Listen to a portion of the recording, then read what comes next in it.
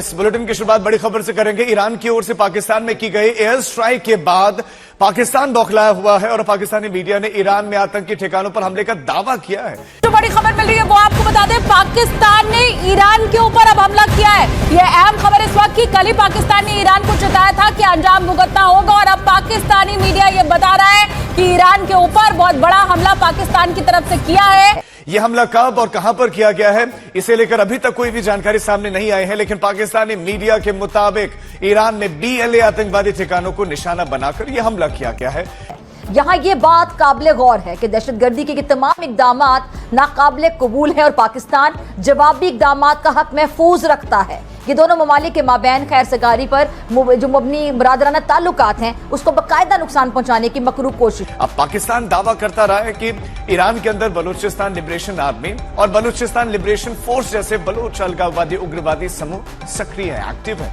पाकिस्तान के इंडिया से भी अच्छे ताल्लुकात नहीं है, जारी बात है। अफगानिस्तान के साथ भी मामलात खराब रहते हैं और अभी ये एक नई बैड प्रेसिडेंट ईरान ने सेट की। जो पाकिस्तान विरोधी गतिविधियों को अंजाम देते हैं, हमलों को लेकर ईरान या फिर पाकिस्तान की ओर से अभी तक कोई भी आधिकारिक पुष्टि नहीं हुई है, कोई ऑफिशियल बयान सामने नहीं आया, लेकिन पाकिस्तानी मीडिया दावा कर रहा है। तो इस बीच में ये मॉर्निंग पाकिस्तानी अथॉरिटीज जो है दे नीड टू रिएक्ट।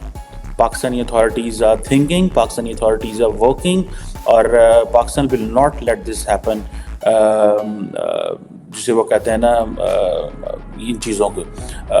और पाकिस्तान ने अपना जो स्ट्रॉन्गेस्ट रिस्पॉन्स है वो दे दिया हुआ है।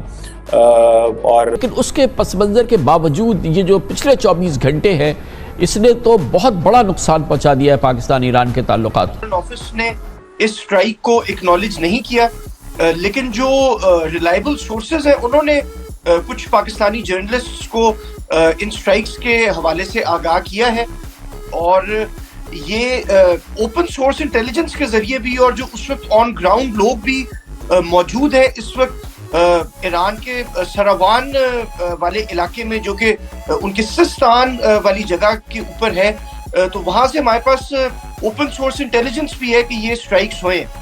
अब पाकिस्तानी मीडिया ये दावा कर रहा है कि पाकिस्तान ने ईरान के ऊपर हमला कर दिया है। ये किस कदर खतरनाक है हमारे लिए बतौर कौम। लेकिन पाकिस्तान एक आजाद, खुद मुख्तार और गैरतमंद रियासत के तौर पे आलमी कवानीन के मुताबिक अपनी जवाबी कार्रवाई का हक मलहूज रखता है और इसको समझता हूँ वो इस्तेमाल करने की पूरी सलाहियत और इस्तेदाद भी रखता है। अल्हम्दुलिल्लाह। बिल्कुल डॉक्टर साहब, मैं आपकी तरफ आना चाहूंगी। आपने नमस्कार दोस्तों, जय हिंद। आज सुबह की आई सबसे बड़ी खबर कि पाकिस्तान ने ईरान के ऊपर जवाबी हमला कर दिया है। जी हाँ, कल ही ईरान ने पाकिस्तान के कुछ एरियाज में एयर स्ट्राइक की थी और ईरान ने कहा था कि बलूचिस्तान में कोई आतंकवादी संगठनें हैं जिसके ऊपर ही ईरान ने हमला किया है। पर इसमें कुछ मासूमों की जानें भी गई थे, कुछ 2-3 बच्चे भी इसमें मर गए थे। इसके कारण पाकिस्तान ने इंटरनेशनल फोरम पे काफी बड़ा मुद्दा उठाया था और ईरान को चेतावनी दी थी कि वो रिटेलिएट भी कर सकते हैं, जवाबी हमला भी दे सकते हैं। और आज सुबह सुबह खबर आती है कि पाकिस्तान ने ईरान के ऊपर एयर स्ट्राइक कर दिया है। अब हमें देखना पड़ता है कि क्या सच में ईरान और पाकिस्तान के अंदर कुछ बड़ा युद्ध हो सकता है, क्योंकि पाकिस्तानी मीडिया में चारों तरफ से इसकी काफी वाहवाह हो रही है। पाकिस्तान ने इसका जवाबी हमला दे दिया है और अब इंतजार है क्या ईरान भी इसके ऊपर कुछ करने वाला है। क्या पाकिस्तान में इतनी ताकत है कि पाकिस्तान ईरान का जवाबी हमला भी सुन पाएगा, और अगर इन दोनों के अंदर कोई जंग हो गई तो क्या इसको भारत को कोई लाभ हो सकता है या फिर पाकिस्तान कुछ दिनों में हार मान लेगा। ये तो अभी आने वाला समय ही बताएगा। पर जब से ईरान ने पाकिस्तान के ऊपर हमला किया था तब से पाकिस्तानी मीडिया और पाकिस्तानी लोग ईरान को काफी कोसना शुरू कर दिए थे। वो कहते हैं कि पाकिस्तान ने इस प्रकार की हमले को जवाबी कार्रवाई करनी चाहिए, ऐसा हमला सहन नहीं करना चाहिए। अगर हमने इस हमले को सहन कर लिया तो इंटरनेशनल फोरम पे हमारा कोई इज्जत नहीं रहेगी, लोग हमको थू करेंगे। मुसलमान देश तो कोई सपोर्ट में नहीं आएगा, पर जो वेस्टर्न मीडिया है पर भारत हमारी काफी थू कर देगा। ऐसे ही कुछ सालों पहले भारत ने हमारे ऊपर एयर स्ट्राइक किया था और हमने कुछ नहीं किया। अभिनंदन, भारत आ चुका था, हमने कुछ नहीं किया। और अगर ईरान ने भी ऐसा कुछ कर लिया तो क्या पाकिस्तान की इज्जत रहेगी, ऐसे पाकिस्तानी लोग सरेआम बोल रहे थे।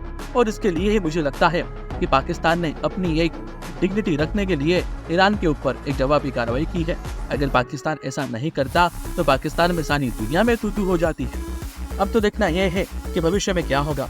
ईरान और पाकिस्तान के संबंध तो काफी सालों से खराब हो चुके हैं। एक इवेंट ऐसा हुआ था जिसमें ईरान और पाकिस्तान के अंदर पाइपलाइन बिछाने के लिए कोई एमओयू साइन हुआ था, जिसमें ईरान की तरफ से पाकिस्तान को फ्यूल की सप्लाई हो जाएगी और काफी सब्सिडी में ईरान ऐसा करने वाला था। ईरान ने अपने यहाँ से पूरी पाइपलाइन बिछा दी और पाकिस्तानी बॉर्डर तक वो पाइपलाइन लेके आए थे, पर पाकिस्तान ने अब तक कोई भी पाइप नहीं बिछाई है, ना ही कोई गड्ढा खोदा है। ये देखकर ईरान को काफी गुस्सा आया था और ईरान ने पाकिस्तान के ऊपर काफी बड़ा केस भी दर्ज किया था कि वो उसके हजारों करोड़ों का नुकसान की भरपाई कर दे। पर पाकिस्तान का कर्जा उसे ऐसा करने देगा? पाकिस्तान को खुद को कर्जे से बाहर निकलने के लिए कई सारे हजारों करोड़ों की मदद चाहिए और पाकिस्तान बार बार जिस देश में जाता है उस देश में जाकर वहाँ पे भीख मांगना शुरू कर देता है। पाकिस्तान की तो पिछले कई सालों की आदत है, पर ईरान को क्या उसकी भरपाई दे पाएगा? हमें तो बिल्कुल नहीं लगता है। ऐसे कई सारे मौके हैं जिसके कारण ईरान पाकिस्तान के ऊपर नाखुश था। ईरान ने तो पाकिस्तान के ऊपर हमला कर दिया था और इसे आतंकवादी संगठनों के ऊपर हमला किया है ऐसा कहा, पर अब जब पाकिस्तान ने रिटेलिएट कर लिया है, अब तो आने वाला समय बताएगा कि क्या ईरान और पाकिस्तान के संबंध अच्छे हो पाते हैं या फिर इस एयर स्ट्राइक के बाद इनमें और भी बड़ी जंग हो सकती है। क्या मुसलमान देश इनको रोकने के लिए बीच में आएंगे या फिर इन दोनों के झगड़े का फायदा कोई तीसरा ले सकता है, या फिर भारत भी एक तरफ से पाकिस्तान के ऊपर कोई हमला कर सकता है। इन दोनों मुसलमान देशों को रोकने के लिए क्या कोई मिडल ईस्ट कंट्री से बीच में आएगा या फिर इंटरनेशनल फोरम के ऊपर कुछ बातें हो सकती है जिसके कारण ईरान और पाकिस्तान में समझौता हो जाए। दूसरी ओर ईरान ने इस हफ्ते में तीसरी कंट्री के ऊपर हमला किया है। जी हाँ, ईरान ने इराक और सीरिया के बाद पाकिस्तान के ऊपर हमला किया है। कई सारे वेस्टर्न मीडिया कहता है कि ईरान पागल हो चुका है, क्योंकि वेस्टर्न मीडिया ने ऑलरेडी ईरान को काफी बदनाम करके रखा है और उसे वो आतंकवादी देश भी मानते हैं, टेररिज्म की फैक्ट्री भी मानते हैं।